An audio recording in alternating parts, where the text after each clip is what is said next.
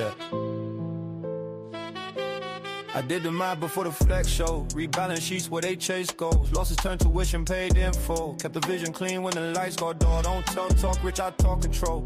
Equity heavy, lie on the ego. Hype fade fast, patience compound. That's how rooms turn quiet when you walk around. This ain't for the crowd, this for the count. What you owe, what you outgrown. Mind still sharp, pen still level. Just don't rap for approval. People I move quiet, let silence work. Noise never build what discipline nurture. Hunger ain't dry, that lesson clear. Some starve loud, still stuck in fear. Fed the mind, stop distraction. Now every step got long-term traction. No rush, no race, grown man pace. I stand on code, no convenience. Principles, heaviest consequences. Seen shortcuts bury families. Seen structure flip whole narratives. I taught leverage with on my sons. Not clout, not clicks, not followers. Respect don't come from being loud. It comes from standing when pressure covers you. At this age, you don't need motivation. You need alignment. If your money don't match your stress, too misposition. If your circle still drains you, waited too long.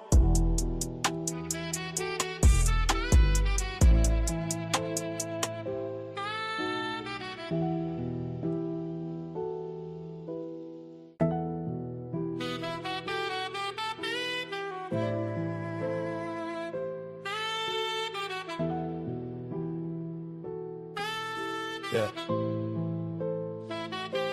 I did the math before the flex show. Rebalance sheets where they chase goals. Losses turn tuition paid in full. Kept the vision clean when the lights go dull. Don't talk rich, I talk control. Equity heavy, lie on the ego. Hype fade fast, patience compound. That's how rooms turn quiet when you walk around. This ain't for the crowd, this for the count. What you owe, what you outgrown. Mind still sharp, pen still level. Just don't rap for approval. People I move quiet, let silence work. Noise never build what discipline nurture. Hunger ain't dry, that lesson clear. Some starve loud, still stuck in fear. Fed the mind, stop distraction. Now every step got long-term traction. No rush, no race, grown man pace. I stand on code, no convenience. Principles, heaviest consequences. Seen shortcuts bury families. Seen structure flip whole narratives.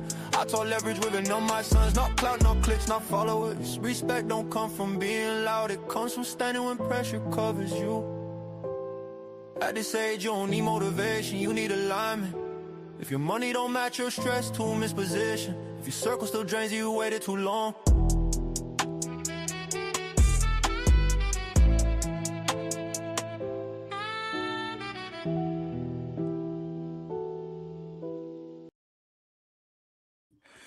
Oh, what's going on? What's going on? Good Tuesday morning to everybody. Welcome back to Attraction Economics. I am your host, Big Dog Barking. And over here, we break down the supply and demand of attraction. We talk about the power, the leverage, and the status that it holds. And we also talk about attention, how it's a currency, how it's a resource, and also how attention is a drug. You know what I'm saying? How you got yours, how you can get some more, and how you spend yours. You feel what I'm saying? So as y'all enter the building, please hit that like button, that share button, that subscribe button. And also, if you would like to donate to the Attraction Economics channel, please hit that cash out. Big Dog Barking 2132. Big donation, small donation, all donations are appreciated. But I also understand the economy is kind of jacked up right now. Gas and shot back up, groceries and shot back up. Hey, and to all y'all folks on them EBTs, food stamps, let me tell y'all something. And some dawned on me this morning when I watched my wife get ready for work. Some dawned on me this morning. Bruh, you can still get the drinks and the cookies and the cakes and the shit like that. You just gotta pay for it. You just gotta pay for it. So if that shit mean that much to you, ladies and gentlemen, that's on food stamps. If drinking a Dr. Pepper or eating Little Debbie's mean that much to you, pay for it.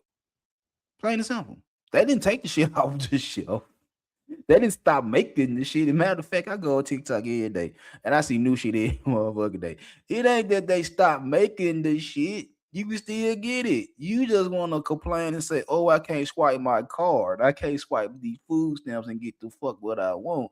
And it's like, you still can get it. Just pay for it. That's it. Take your food stamps, go buy your fruits and vegetables and anything else and go make some dinners. Go make some real breakfast and real lunch and real dinners and all that type of shit. And the shit that you want, the sugary shit, the bullshit you don't want. I mean, the bullshit you don't need. Go and pay for it with cash. Plain and simple. Plain and simple. If that means you can't get your hair done, you can't go buy the new pair of J's, you can't go on that trip, whatever the case may be, because you got a sugar addiction, hey, have at it. Who am I to tell you wrong? But quit complaining talking about I can't swipe my card to get no fucking drinks and cakes. No, you can still get it. You just gotta pay for it. Anyway, now that I got that little bullshit out of my system, today, y'all have to forgive me. Today we're talking about why do teams trade loyal players? The brutal truth about sports business. Why do teams trade loyal players? And as y'all know, we just had the NFL draft. Um, I I tried to watch it. It wasn't all that. My 49 we traded out the first round. I don't know. Yeah, it is what it is. I saw who I wanted to see. Eh, don't care too much. We in the NBA playoffs. We in NHL playoffs. You know, everything going on. Baseball is in this season and shit like that. So as y'all know, we in like I said, we in the NBA playoffs. And we gonna have the draft lottery coming up soon. You know, they're gonna do the balls. And for those that think shit rigged or not, it is what it is. I hope my Memphis Grid to get the number one pick so we can go get AJ. That just so I can spit in LeBron face and all the motherfuckers that don't like my city. I hope we get the number one pick and get AJ. That's my personal NBA feeling. Is I want the number one pick so I can go get AJ. So now we can go spit in the motherfuckers face. But anyway, and the biggest fish in the upcoming NBA offseason will be one Giannis Antetokounmpo, the Greek freak, two-time MVP, former NBA champion, numerous time All-Star, defensive player of the year. He's a bad motherfucker. That's a bad man. A lot of injury this year. He didn't perform this year. He stayed hurt. And he been getting hurt the past couple of years, but it is what it is. You still gonna pay top dollar to see number 34 get on the floor. I know that for a fact. But he is the biggest fish in free agency coming up. And everybody gonna want to know where Giannis gonna go. There's a lot of speculation, but we a lot of people saying he might go to a big market because of his name and his brand and all that type of shit right there. But if y'all been keeping up with the drama going on in Milwaukee, Giannis is a supermax player without a shadow of a doubt. Giannis is a supermax player, and Milwaukee pay him ransom, pay him good. They pay him very very well. He don't complain. You don't see him throwing Milwaukee under the bus. He don't talk bad about his team. No, Giannis is the type of player you want on your team. He produce on the flow, and he keep it PG. He keep it player off the flow. He's a good dude, right? He's a good dude. Let's see what's going on. What's going on? How y'all doing? How y'all doing? So anyway, his name gonna be the hottest name on the market because they want to know where Giannis go. And when we're talking about teams trading loyal players, all Giannis ever asked the Milwaukee Bucks to do was put pieces around him to win another championship. He wanted another ring. He wants you to go get pieces to get him another ring. Now, being a super match player has its negatives because if I pay you top dollar for your accolades, for your achievements, and you're owed that because of the CBA, we agreed to pay players that make MVP, defensive player of the year, first team defense, first team all NBA, whatever the case may be. The CBA agreed to give these folks money. And most of that because to keep the superstars in small markets so we can overpay whatever. He got his bread. But getting your bread is hard when you got all the money tied up into this one player and you can't build nothing around this one player except through the draft or folks taking small checks in free agency. So it's only so much I could do as a team, as an organization, to help you win another championship if I got all my money tied up into you. Kind of hard. Kind of hard. And the people on the roster, they ain't got no high trade value. So I can't just trade package up these individuals and go get a number 2 or a number 3 to put next to you so we can make a deep playoff run. It's kind of hard because I ain't got no good players that's worth anything. Yeah. So we're going into the summer 2026 wondering where Giannis gonna go. He don't want to go, but you ain't got no resources to get what he need to stay. So you're gonna have to do something. You're gonna have to go to a rebuild sooner or later. Whether it's this year, because you gotta get something. Because if you let him go for nothing, then you really shit out of luck. So we're gonna see. But this is a case where we're talking about individual teams. We're talking about teams. See, a player, a player like Giannis can give Milwaukee everything. You feel what I'm saying? A player like Giannis can give Milwaukee everything. He gave up years. He loyal to the team. I remember when Giannis get drafted, he was a skinny guy, very skinny. He got big over time, but he didn't give the team years of loyalty, years of sacrifice. He's a leader on and off the floor. Jersey sales, yes, he's one of the top 10, top 20 jersey sellers in the league, regardless. Been in many playoff runs, and even got a championship. And he gets love from the city of Milwaukee. All that. And now we're talking about him getting traded. Now we're talking about him getting traded. And it's like it's the writing on the wall. You ain't doing nothing to help him. You feel what I'm saying? And there's no loyalty. You want him to stay while you going through whatever you're going through, but you don't want to help him win. You feel what I'm saying? So why do a team like Milwaukee, why do teams trade? Why do teams trade away players who built them?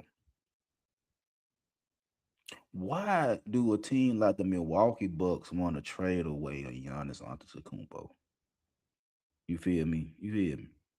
Because in professional sports, loyalty is emotions, but decisions are financial. You want to trade him not because you loyal to him. Again, loyalty is emotions. He loved the city of Milwaukee, and y'all love him back. But this is a financial decision. Remember what I said. He's a supermax player, and all their money is tied up into a supermax player. It's hard for them to make any moves to get better as long as this supermax player is on the team. We seen that shit when they went and got Dame Lillard out of Portland for that 1 year in Portland. Was it 1 year or 2 years? I can't remember. Dame Lillard was a supermax player in Portland. And it was hard for Portland to do anything around Dame Lillard. So they had to get rid of him because you got all your money tied up into him and you can't make no moves unless it's through the draft. And players taking bare minimum free agency deals. And you're not competitive in the West. So in order for me to rebuild, and Portland is, on the rise, in order for them to rebuild, they got to get rid of their supermax so they can have a chance to start over. And this is the same thing with Giannis, is that we tied up into you and we can't do shit until we get rid of you. We don't want to get rid of you, but my bottom line is my bottom line. If I can't do nothing to be competitive in the East, if I can't beat the Chicagos or the Indianas, you know what I'm saying, the Detroits, the Orlandos, if I can't beat the Eastern Conference, I know I can't get no motherfucking championship. And if I ain't got no players on the roster but you, and yeah, you was a bad motherfucker, but you can't do this shit by your motherfucking self. We're in a limbo. We're in a limbo. I don't want to lose you, but I can't compete with you because I have nobody to compete with you. but I don't want you to go. But in order for me to compete, I have to rebuild. And in order for me to rebuild, I have to do what's best for the team. See, this is what this shit always be boiling down to, and I be trying to tell individuals is that, and I'm a sports fan, former coach, all that good shit right there. When a player forces the team's hand, I want, and they all in the media, social media, traditional media, is out there that they want to lead their team. Then the consensus is he's a selfish player. He only thinking about himself. He don't give a fuck about the team. Well, he has no loyalty, right? But then in this case right here, the organization want to move on and try to do something and rebuild, and now I have to get rid of a pillar of my community, a cornerstone of my franchise. In order for me to be competitive, I have to get rid of them, and I got to do what's best for the team. And no matter how much the people in Milwaukee, Wisconsin love Giannis Antetokounmpo, if the team trade him, they gonna love him. They still gonna respect him in whatever team he play for. But they gonna say fear the deer more than anything. It's about economics. It's about finance. It's about money. It's about the bottom line of a team. It ain't about how much I love you. It's about I need my bottom line to be straight. I need to stay out the red. I gotta do what I gotta do to win. And if that means getting rid of my prized possession to have a chance to win in the next 5 to 10 years, I might have to do it. See, a lot of players, well, I don't think the play, but a lot of fans, a lot of the casual fans, the ones that just watch the game because of FanDuel or DraftKings and shit like that, little TikTok analysts and shit like that, ESPN in the hood, that type of shit. I mean, my brother, you say that shit. We were young, we were ESPN in the hood. But for all these individuals that just watch the game of basketball, watch the game of football, baseball, whatever the case may be, and you don't really know the business side, you know that your favorite player finna get traded. You know that. But a lot of y'all don't understand this is a business. Teams are a business first. See, fans see the family. Fans see love. Fans see loyalty. Teams see assets. I'm gonna say that again. Fans see family. Teams see assets. That's the harsh truth. A professional team is not built to reward loyalty. It's built to maximize wins, revenue, and long-term value. Players are investments. Contracts are numbers on a spreadsheet. If management believes moving one player creates a better future, they'll do it. They'll do it. Think about that. See, y'all looking at this shit. Y'all, like, I'm a 49er fan. And every time we have a good season and I see the names on the back of the jersey, I'm rooting for them. And then when all season come around and they go sign deals and other teams and shit like that, and my people are coming, holler, man, you just lost so and so, so and so. You know what I say? Fuck them. Fuck them. And they be looking at me, that's how you feel? Yes. That's how I feel. And it's not that I don't like them. It's not that I don't root for them. It's just that you're not a 49er no more. I remember when Colin Kaepernick, the whole Colin Kaepernick situation, and he doing it when he's kneeling and all that type of shit. And I feel you. That's a good cause. You saying it's police brutality, whatever the case may be. All right, you kneeling for that cause. All right, bet. Neither here nor there. I'm not gonna argue with you. You did that. One, you say it was a cause. Cool. But people don't understand. We were sorry we hit you at quarterback in that year too. And see, a lot of people got blinded by the calls and not realizing my team sucked with him at quarterback.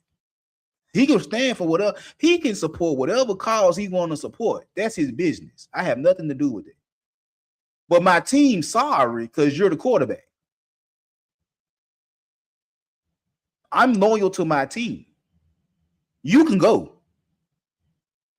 I have nothing against you and your cause. If that's what you believe in, that's what you believe in. Go for what you know. But I'm a 49er fan. You're sorry. You're sorry. You're not a good quarterback. Good cause, bad quarterback. And then after the season, he had several opportunities to go to other teams, and in every opportunity he had, he somehow, some way, he fucked it up. But let the media tell you is that they ain't give him a chance. No, he could have went to Baltimore. He didn't want to go to Baltimore. He could have went to Miami. He didn't want to go to Miami. He could have went to Denver. Didn't want to go to Denver. He making it difficult. It wasn't that he couldn't play for another team. He was making it difficult to go to another team. He was making it difficult. He out the league. Then out the league, he still keep talking about, oh, I'm ready for a comeback. I want to do this. I want to do that. They say, okay, we'll give you a tryout. You want to change the location of the tryout. And everybody looking at the shit and saying, oh, they hating on Kaepernick. They hating on Kaepernick. I said, no. Kaepernick is a difficult player. He's a difficult athlete that want his motherfucking way, like most athletes do. They want their way. But he gonna say it's a system that's stopping him from being a competitive quarterback in the NFL. No, you're a bad quarterback. You had 1, maybe 2 good years at San Francisco starting quarterback. You took it to the Super Bowl. I give you that. I give you that. Maybe 1 or 2 good years as a quarterback on the Harbaugh. Then you fell off. The system didn't change. You were still in the Harbaugh system. The system didn't change. You fell off. But to the casual fan, the ones that don't know no better will swear up and down that they treating him bad because he's black. No, he's sorry. He's sorry. He is not good. And see, loyalty feels powerful in interviews. But inside front offices, logic usually beats emotion. So again, as a casual fan of whatever sport you're a fan of, you're looking at loyalty. You're looking at loyalty. The folks in the front office are looking at money. They're looking at the bottom line. You're looking at emotion. They're looking at the bottom line. And 10 times out of 10, logic will beat emotion all day, every day, and twice on Sunday. That's why they always tell you is that think with your head and not your heart, because your heart will get you messed up. Your heart will get you railroaded. When you put so much emotion into somebody or something instead of using your brain. See, I'm not finna sit up here and keep you on my team just because I like you. I'm going to keep you on my team because I like you and we're winning. You know what they say? I deal with a lot of your shit as long as we get them W's. But the minute whatever going on is not taking care of my bottom line, is not translating the wins, not translating in the championships and shit like that, I have to start making moves. See, it sounds good when somebody say this, that, and the third and TV and little clips and shit like that. But the truth of the matter is, it's like, bro, this is a business. They'll tell you, former athletes, current athletes, they'll tell you, this is a business. Don't get attached. Yeah, they're going to rock with you. They're going to rock with you, but the minute things ain't going in the direction the team wanted to go, they're going to get rid of you. And it ain't personal. See, the casual fan make this shit personal because you're investing so much time and money into a certain individual. There's no way in hell when LeBron left Cleveland and went to Miami, I'm going to burn the LeBron jersey. Them, you know, at that point in time, them just was like 100, 120 a jersey. and you burning it just because you mad because he left Cleveland and went to Miami, you a fool. You a fool. You spend all this money on gear, on memorabilia, on all this type of shit for a player that you loyal to, that you love and shit like that. And then when they do shit like LeBron or like KD, now it's like everything you just spent, you just gonna burn it up. You stupid. Why even buy it in the first place if you just gonna trash it? Like, it's one thing to wear it. It's another thing to have it and hold it for a collector's item. But you so wrapped up in this nigga making a decision that you gonna burn it? And then you get, after you burning, you watching in the grill burning, the garbage can or whatever it's doing, you watching it burn, then you get to thinking, damn, I just spent so much money on that jersey and I just burned it. And you can't get it back because it's on fire now. Now you gotta go get another one.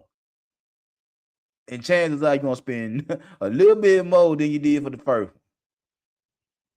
But because you like this nigga, you willing to spend that money. Go ahead. And nobody's stopping you. Have at it. Go spend your bread. But just understand that when push comes to shove, and if the team say that player is not working with this organization, I'm gonna get rid of him. If that player is not helping me win in the near future, I'm gonna get rid of him. You can buy that jersey all day, every time you come to a game, or go on to one of these sites that they selling these jerseys. Go buy as many jerseys as you want of this player, but the minute this player is not helping me win, I'm gonna trade him, and you can spend all your money on this jersey for a collector's item. It is what it is. This is business. This is business. And see, one reason that folks get traded is the salary cap. The salary cap changes everything. See, even if a team loves a player, even if a team is riding with a player, money creates pressure. Excuse me. Money creates pressure and problems. Even if I rock with you, even if I want you here for the rest of your career, money causes problems. See, a loyal veteran might, in all caps, might deserve a max contract. But if paying him blocks the team from signing younger talent, depth pieces, or future stars, the front office has to choose. This goes back to the Supermaxes. Like I said, Milwaukee gave Giannis a Supermax and they tied all their money into Giannis Antetokounmpo, as you should for a player of his caliber. As you should. But also, giving him all that money limits what you can do around him. You got to hit big in the draft. You got to find good vet players for a cheap price.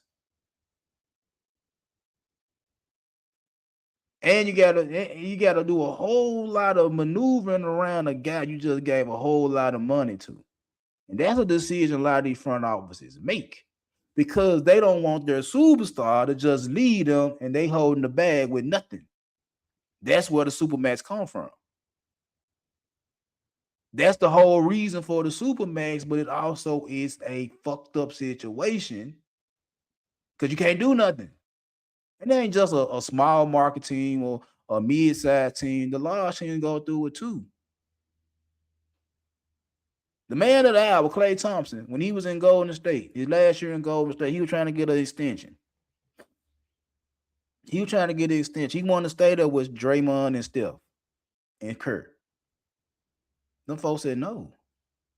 Because giving you an extension put us over, we already in the apron. Giving you an extension to put us in a higher, we way over the salary cap. We way over the luxury tax that we give you an extension. And it ain't that we don't like you. It ain't that we don't love you, Klay. It's just that giving you this extension will fuck up our finances. We already got your boy tied up for the end of his career. We got this idiot that's a good defender. We got him tied up for a minute, and you're the odd man out. And it ain't that we don't care about you. It ain't that we don't love you. We won 4 championships with you and all that good shit right there. It's just that giving you an extension, and on top of that, you're not the same player you once was. The good two-way player that can burn a nigga up with a 3-pointer and guard their best perimeter player. You ain't that player no more. And you want an extension. And you want the number you want for your extension. You ain't gonna take a number less than what you feel like you deserve. And goes to had to make a decision. We're gonna let you walk. You ain't gotta want you to walk. I'm gonna let you walk. And see, can you go get that money somewhere else? And he found that money in Dallas. And just like the good people in Golden State, the front office in Golden State, thought, since you've been in Dallas, this your second year, in the second year, is that you fell off. You still got a couple of bullets left in the chamber. You still can knock a couple of shots down and shit like that. But you ain't the same Clay that we had winning 4 championships with. And you want top dollar for a declining product. I give you this. You don't want that. Okay, well, go find what you want somewhere else. You found what you want somewhere else and you ain't winning. I already got so much tied up into number 30 and number 23. I can't even develop the young talent around them because I ain't got time to develop them. I ain't have time to develop Kaminga into a better player. He go to Atlanta, he can be a better player. I didn't have time to keep Jordan Poole around, even though Draymond was wrong. I draft James Wiseman number 2 overall and didn't even develop him and labeled him a bust because I really fucked him over because I was so worried about 30. See, Golden State front office only care about winning right now. They don't care about developing the future. They're going to trade motherfuckers around so they can get vet players to try to help them win another championship. Okay, cool, fine, have at it. And as you see, they ain't did shit in the past couple of years. All because you ain't found the right formula to get young players in there, or you're drafting young players and you don't develop them, and now you might see the end of an era this offseason. If Steph decide to retire, I ain't even mad at him retiring. I ain't even mad at Steph for retiring. I ain't even mad if they trade Draymond or Draymond retire. I ain't even mad at Steve Kerr called it quits. They done won 4 championships. But they got to rebuild. They got to rebuild. They got to do what they got to do. And see, this is where fans get confused. That's where fans get confused. They think trades were personal. And more times than not, it was just math.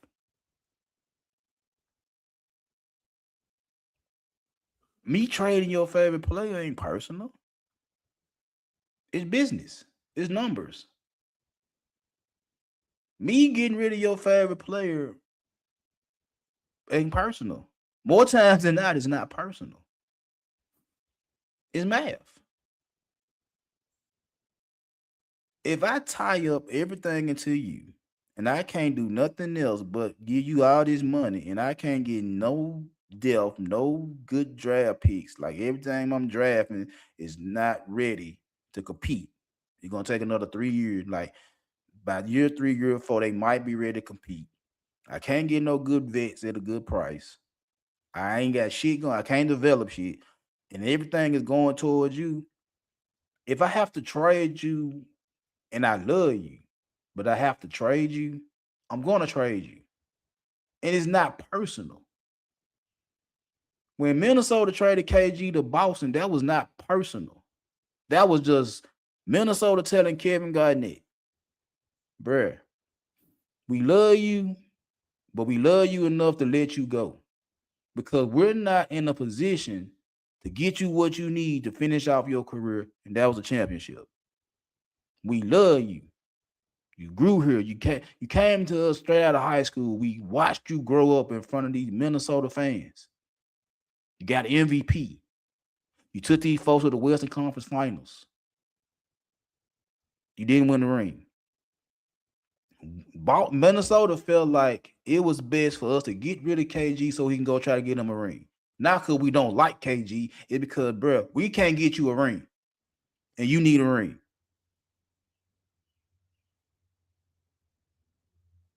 That's not personal. That's me just strictly being because we can't go no further with you. We can't go no further with you. We ain't got what it takes to get you over the hump. We're gonna send you somewhere where you might have a chance to win, which also gives us a chance to rebuild. He won as soon as he got in Boston. So to the casual fan, you look at trades and say, "Oh, you getting rid of my favorite player? I hate you." No, bro. It ain't that I don't like him. I gotta do what's best for business, as you should. I'm not gonna sit up here and tell nan man, nan woman to not do what's best for business. Do what's best for business. And if that means cutting somebody off that you really care about in order for your business to grow, do what you gotta do. Might sound cold, might sound harsh, but do what you gotta do if you care about your business. We do it every day. Company do it every day. An employee can be with this company 20, 30 years and gonna tell them it's time to go when it's time to go. Time for you to roll. We need to replace you. And they'll have people out in the air say, "Oh, they done used up your the best years of your life." Yeah, yeah, yeah, yeah, yeah, yeah, yeah. They just gonna show you the dough like that. That's the nature of the business. It ain't that they didn't like the bruh. They didn't like Shouted. No, it was just time for them to move on so they can replace them. It was time for them to move on. It didn't have nothing to do with how I feel about you. It was time for you to go. So I can free up space to bring somebody else in to do what you do. Crazy, but true. And a lot of people get mad about this shit, but like I said, it's business. It's numbers. It ain't got nothing. It ain't nothing personal. Ain't nothing personal at all. And speaking of which, we're talking about the age curve. We're talking about the age curve and timing. See, sports is brutal because sports is brutal because decline is always coming. That's why so many people are amazed at what LeBron is doing at 41. Because most players at 41 is either out the league or somewhere deep on the bench. So they still marvel at what LeBron doing. Even when Tom Brady was still playing his last couple years in Tampa Bay in his 40s, they was like, wow, he still could play. He won a Super Bowl in his 40s. You feel what I'm saying? Aaron Rodgers just got through playing a season in Pittsburgh in his 40s. So it's more players, I guess it's gonna be more players trying to play into their 40s, late 30s and 40s, trying to beat Father Time and all that good shit right there. But majority of the players, once they reach the mid 30s, their career's over with. They riding the bench, holding on for holding on for dear life. They probably transitioning to coaching and shit like that, mentors and shit like that. Maybe they skills trainers or whatever the case may be, AAU coaches and organized, whatever the case may be. By the time you reach 40, you have to leave. In most cases, more times than not, you have to leave at 40. So the decline is always coming. It's always there. And a front office may love you, may love the player, but they know value drops fast with age, injuries, and decline production. The decline is coming. That's why when some people get hurt, not only the age, when you get hurt, some of your injuries you don't recover from. Some of the injuries you get are career-ending injuries, not to mention season-ending injuries, career-ending injuries. And just like I said about Kaepernick, your production drops off. That's all. That is part of sports. That is a part of sports. It's like the drop is gonna come. What is your age? What is your health? Or what is your production? The drop gonna come. It's gonna be there. It's inevitable. So if they trade a player, 1 year early, they get assets back. If they wait 1 year late, they lose everything. Bill Belichick, that was what he was known for when he was running New England, is that he would trade a player a year early and try to get something back, then to wait a year late and get nothing back. That was the New England way. I would rather get rid of you a year before your time than to let you play and watch you decline, and then I can't get nothing in return. That's how he was able to keep New England on top for as long as he kept New England on top. Is that he see a player decline before they even decline. And then like, all right, I'm gonna cut them, I'm gonna trade them. So I'm gonna happen to where I'm not gonna be here. They're not gonna be on my team when the decline happens. They're gonna be on somebody else's team when the decline happens. They're not gonna be over here with me. It ain't that I don't like them. It's just that I don't want them around me when they start losing everything. And now, me as a GM, me as a coach, your production done dropped off. You done got hurt, you done got nicked up a lot of times, and you up in age. It's hard for me to put you out there. It's hard for me to put you out there with all that shit going on. And you just taking up money. You taking up a roster spot. So now I gotta get rid of you. I can't trade you because I know nobody don't want you. They already seen the decline. I can't get rid of you. So I gotta cut you. And now when I cut you, you're gonna have some folks coming out of left field saying, "Oh, that was a bad decision. I don't think they should have did that." Did you see the season they just had? And then, well, you see what I'm trying to do? I'm trying to win another championship. I'm trying to go deep in the playoffs, and they just had a bad season. They want to come back, and now I'm like, what I'm supposed to do when I can't do nothing with them? I got to get rid of them. One way or another, I got to get rid of them because you're stopping me from winning the championship. It ain't because I don't like you. It's because I'm trying to win the championship. It's because I'm trying to win. It ain't because I hate you. I'm trying to win. And you are just a casualty of business. That's it. And that's why some trades feel cold. Management isn't reacting to the present. They're protecting the future. It ain't that I'm reacting to the present. I'm looking ahead. I can get rid of your favorite player right now. You'll say I'm an evil son of a bitch. I wouldn't care. Because when we holding up the Lombardi Trophy or the Larry O'Brien Trophy at the end of the season, you and the fans at the game cheering and the bar cheering and the house cheering for us because we don't won the championship. You ain't even thinking about the motherfucker I got rid of. You happy because we won the championship. You mad at me because I got rid of your favorite player, but you happy as hell when I'm holding up a trophy. You can call me all types of names because I got rid of your favorite quarterback or your favorite point guard or your favorite third baseman, whatever the case may be. You can be mad at me for that type of shit. I'll take it. Because in the next 3 to 5 years, if I'm holding up the trophy, guess what you're doing as the fan? You're cheering for the team. You can say what you want to say about the moves I made, but if I'm holding up the trophy at the end of the day, you're cheering. You're cheering. You're not booing. You're cheering because we brought another trophy back to the city. That's what this shit is.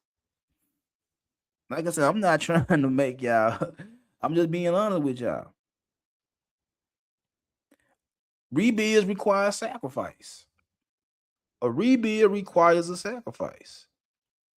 Sometimes a team knows it can't win that. Sometimes teams know they can't win that. Maybe the roster isn't strong enough. Maybe the conference done got better. Maybe the championship window has slowly closed on them. It happens. That loyal star becomes the fastest way to reset the franchise.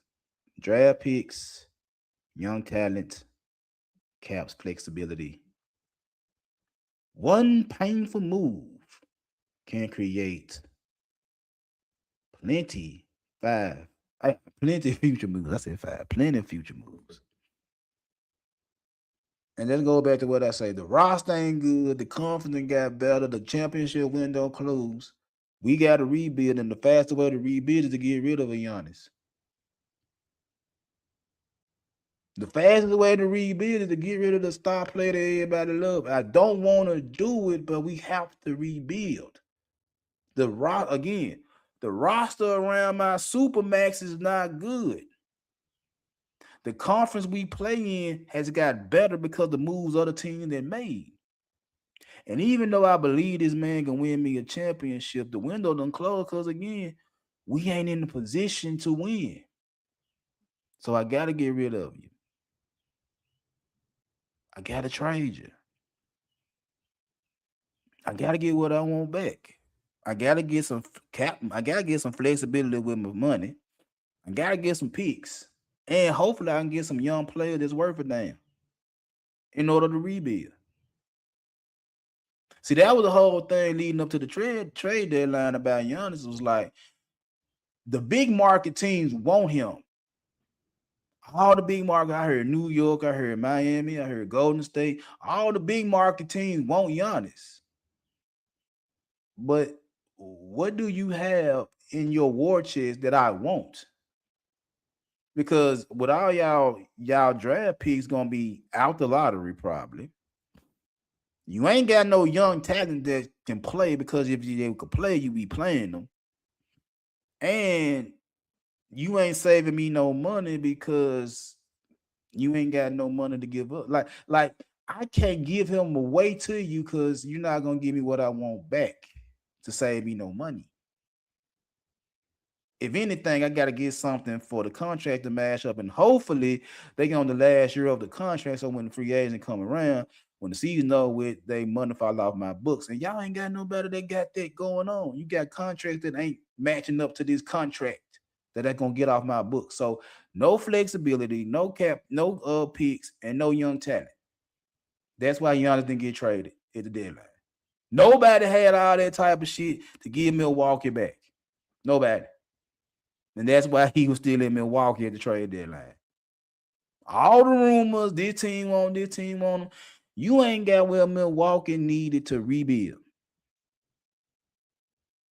See, when I watched my Memphis Grizzlies trade Desmond Bane last year to Orlando, they got some picks. They got 4 first round picks. I ain't think Desmond Bane worth 4 first round picks. 4 first round picks. And some cap casualties that they got rid of. Then before the trade deadline, they trade Jaren Jackson Jr. to Utah for some more picks and some cap casualties. See, Memphis got what they wanted for 2 players, and the only reason Josh still here is because folks said his value ain't high enough for me to give you what you want. Bring the price down, we might get him.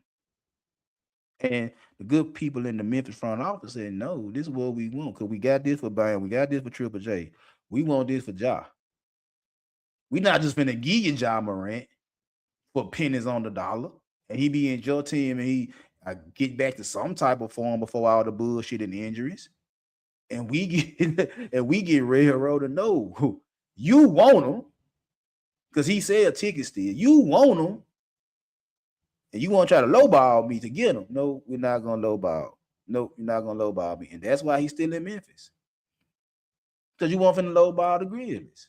They made 2 trades and got picks, flexibility, some young talent.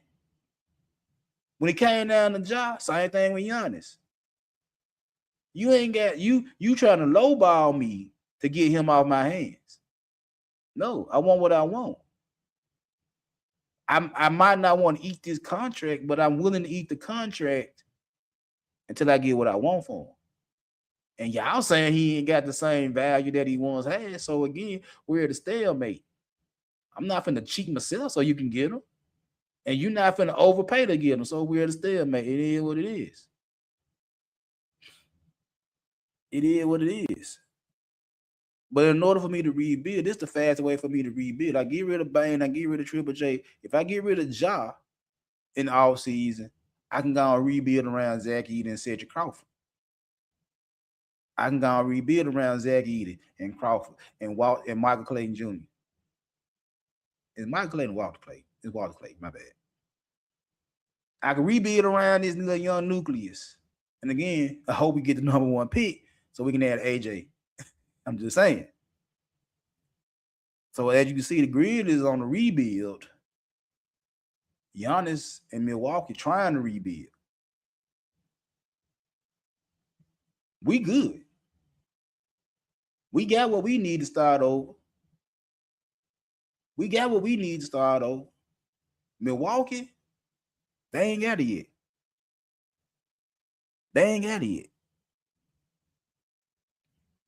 The psychology of loyalty. Fans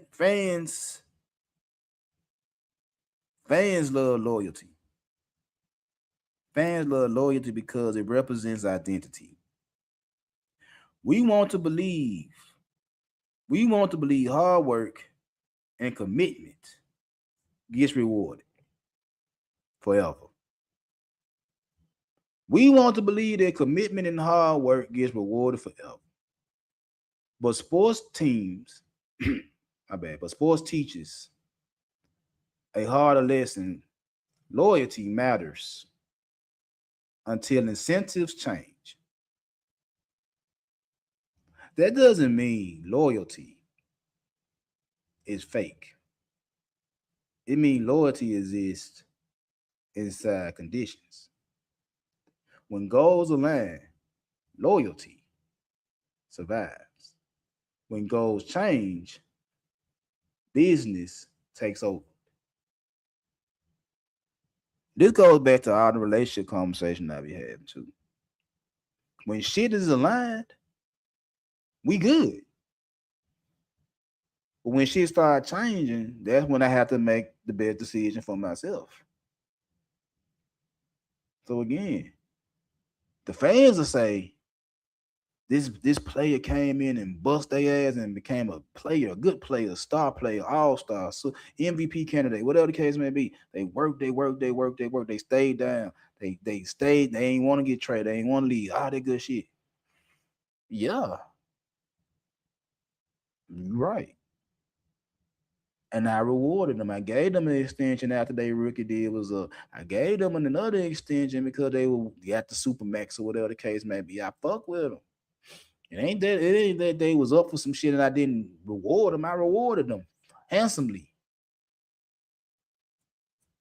But if we ain't on the same page no more, and I done gave you everything you done gave me everything you done gave me to get this bread, and now I done gave you this bread and I can't get nothing else, because we were trying to win a championship, and now we ain't winning the championships no more. We ain't even nowhere near the championship. What am I supposed to do? What am I supposed to do?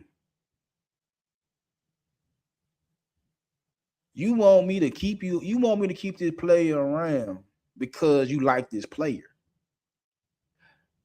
I will keep the player around as long as the player is helping me achieve my goals. But if the player can't help me achieve my goals or the goals done changed, why should I keep the player? Which goes back to the whole debate of is it the team or the player? Because if the players' goals and change different from the teams and the player won't out, then y'all gonna say the player selfish. No, we're not on the same page no more. For whatever reason, we're not on the same page no more. They want to be gone. But y'all will sit there and say, oh, you're not loyal to the team. They committed all this money to you. They gave up all these resources to you, and you want out. Because we ain't on the same page no more. A lot of times it be the man. I'm the only team that can give you this money you want. As soon as I give you this money, now you want to go somewhere else. It could be some shit like that. I've seen a couple of instances where that shit happened, where the player can only get this money at this place, and then as soon as they get the money, now they saying they want to be gone. Well, if you wanted to be gone, why you just didn't leave? Well, everybody else couldn't give me the money I want. So now you use me to get the money you want, and now as soon as you got the paper, soon you signed your name. Soon as you sign your name on the bottom line, soon as you sign your name on the bottom line, and before the ink dry, you already talking about you don't like it here, you want to get traded. Why you just didn't leave in free agency? Because I couldn't get the bag. You can only give me the bag. So it been situations like that. Then it been a situation like Kemba Walker. When Kemba Walker made all team NBA, I think it was third team in Charlotte. You don't want to pay him, even though he achieved an accomplishment. He became third team All NBA. He's up for some big money. You didn't think he was going to do it, but he did it. And you owe him some money. You don't want to give him the money that he earned. So what you did is you start sabotaging his career by putting out false narratives about him being a player, don't want to give him minutes and don't want to give him shots and shit like that. You're trying to devalue Kemba Walker because he earned the money. You don't want to give it to him. You're trying to devalue him. So you won't have to pay him. So it's situations on both sides of the fence where a player will get the bag from the team and then ask for a trade. And when players earn the bag and the team don't want to pay up because you don't want to pay that player. But more times than not, if we're not on the same page, if we're not on the same wavelength, if we're not going for the same goals, there's no need for me to keep you around. And there's no need for you to stay here. You can go. I can either trade you or you can walk away. We're not on the same page. Have at it. But see, the fans will think that the player that put so much into my team deserves to stay. Okay. As long as we're on the same page, I will keep him. But the minute shit change, I have to make a business decision. And if we ain't on the same page, I'm not gonna keep you around. I'm not gonna keep somebody around that ain't on the same shit I'm on. That's hustling backwards. Excuse me. Why would I keep you around that we ain't on the same wavelength? That don't make a lot of sense. That don't make a lot of sense. And this is what players learn.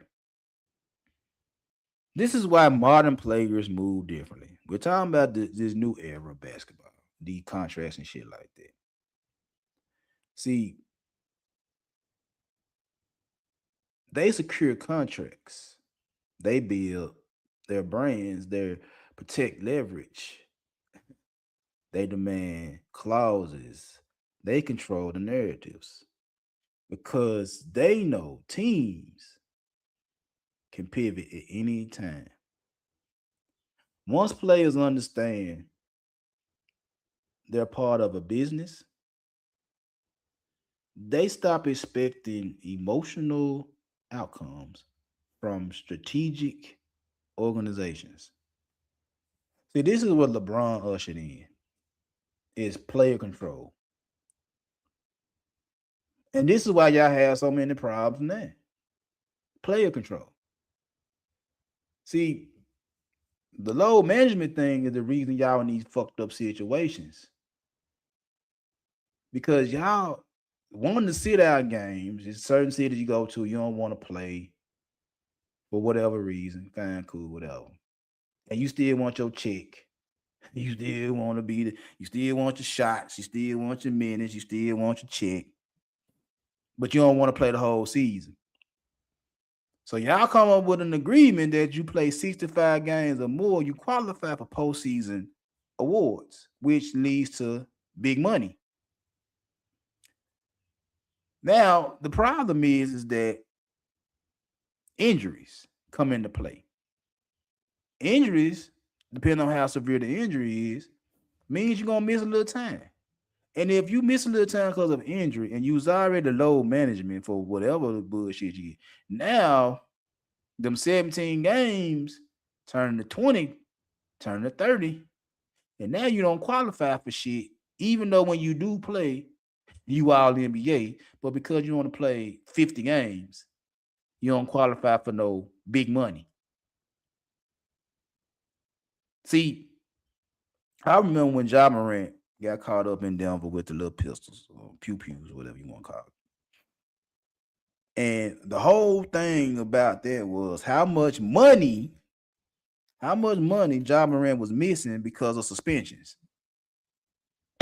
How much money he was gonna miss on his next contract because of suspensions.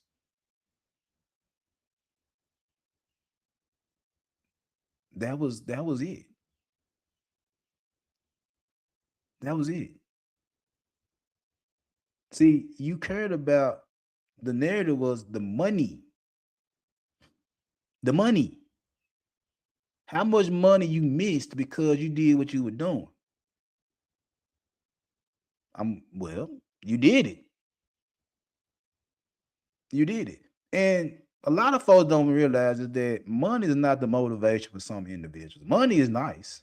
Don't get it wrong. Money is nice. But if I know I'm finna lose money by doing this shit and I do it anyway, money is not my motivation. It might be your motivation, but money ain't my motivation. Again, the media, y'all have votes on who makes all NBA, right or wrong. Y'all have votes on who wins MVP. Y'all have a little power, a little leverage on who wins what. Y'all do. The rule is they gotta play 65 games, but y'all have a little sway with your votes on who gets what. So yes, the league might have something to do with it because of the 65 game rule, but you as a media member has a vote on who gets what. And if you don't vote for certain players for whatever reason, and they don't make all NBA first, second, or third team, or all defense, or MVP, or whatever the case may be, bro, that because you didn't vote for them. And you is also a willing participant in this player not making no money, regardless of they off the court antics, regardless of the injuries and how many games they played. You too, media members, have a say so in who gets what type of check. And if you don't vote for certain individuals and they miss the marks, it is what it is. You determine who can get top dollar too. So again, this shit boils down to who you like, who you gonna vote for. You feel what I'm saying? We can sit here and say, "Oh, they trying to rob everybody for the money. They want to get their big checks." And yes, they want their big money. The NFL following, baseball been doing it. Hockey, hockey, they get paid. I don't think they get as much as the baseball and basketball and football, but they get paid too. So yeah, they know is that they can go to Oklahoma City or Memphis or New Orleans or Atlanta, or they can go to a small city and build their brand and push their own narrative and play. They can do what they want to do in their own little city. They don't have to be in a big market to do shit. They know that. So I don't even have a problem with them getting their money. That's not the issue. I don't have a problem with them getting their money. It's just that don't fall in love with the team Because when push comes to shove, they can trade your ass whenever. They can release your ass whenever. They can cut you whenever. Waive you whenever. They can do whatever the hell they want to do to your ass whenever they feel like doing it when shit don't go the way that organization wanted to go. They don't mind giving you that money because you probably earned it. But they don't mind getting rid of your ass if we ain't on the same page. And the quicker people understand that shit, the better off you will be. And it's just like in a relationship. I can give you whatever the fuck you want, as long as we on the same page. But the minute shit start changing, either you gonna leave me alone or I'm gonna get rid of you. Plain and simple. If we ain't on the same path, but we ain't trying to reach the same destination, then either I'm gonna get rid of you or you gonna get rid of me. And it is what it is. I don't care how much I love you and how much I done invested in you. We might have kids together, whatever the case may be. If we ain't on the same shit no more, either you gonna leave me alone or I'm gonna leave you alone. And we're gonna go our separate ways.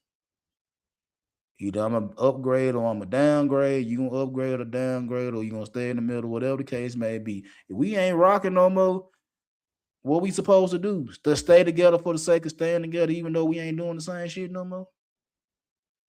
Don't make a lot of sense.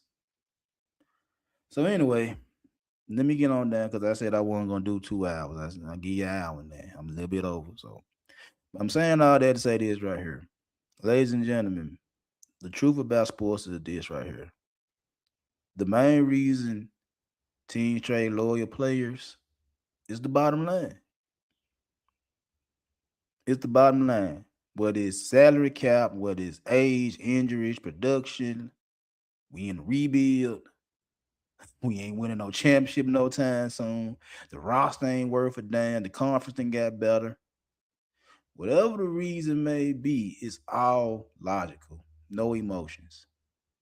I can really think you're one of the best people in the world. I can really, truly say you're one of the best people I know. And I'm glad you're here with me. But at the end of the day, if we're not winning, I don't care how much I love you. I don't care how much I care about you. I don't care how loyal I am to you and how loyal you are to me. If we're not winning, there's a good chance I'm gonna get rid of you. Or you're gonna walk away. And that's just for sports. We ain't even talking about anything else. That's just sports. So anyway, I appreciate everybody that came through. Like, share, subscribe. I'll let your boy later. Peace out.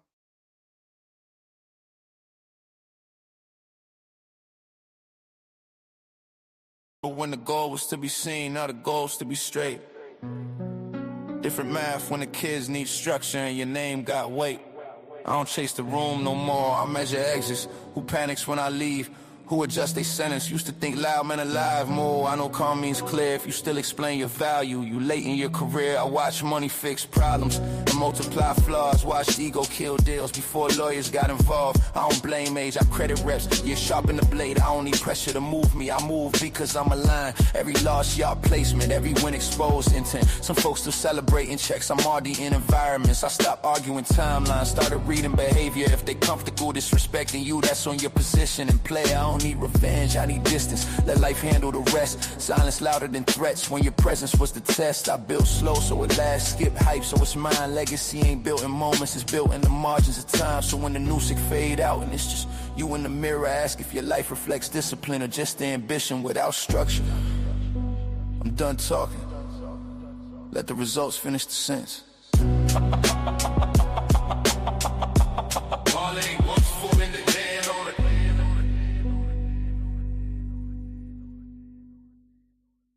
Remember when the goal was to be